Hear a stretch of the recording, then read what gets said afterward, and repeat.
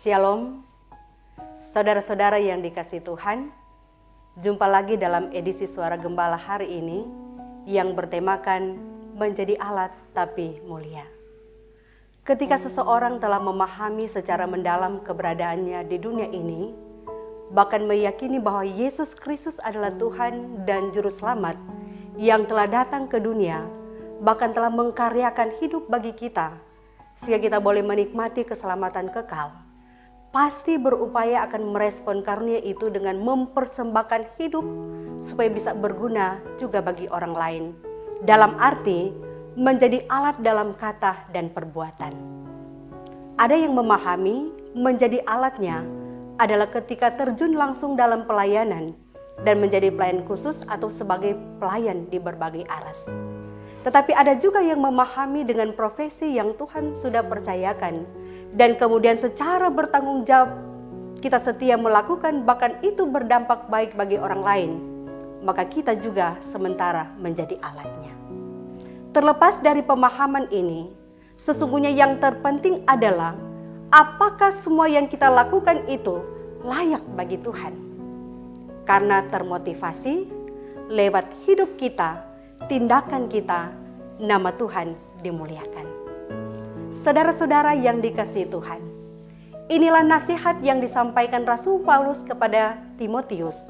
Dalam Timotius pasal 2 ayatnya yang ke-15 demikian berbunyi, usahakanlah supaya engkau layak di hadapan Allah sebagai seorang pekerja yang tidak usah malu, yang berterus terang memberitakan perkataan kebenaran itu.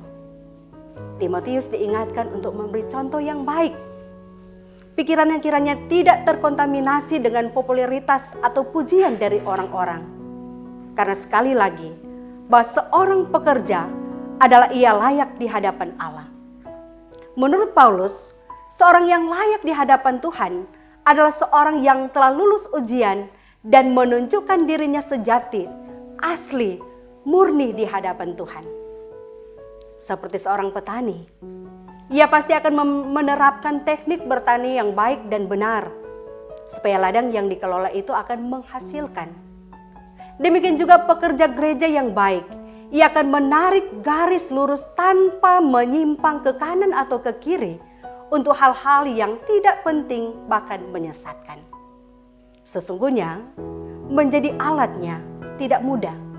Ada saja tantangan, hambatan yang akan ditemui. Seperti Rasul Paulus di saat ia menulis surat yang kedua ini kepada Timotius.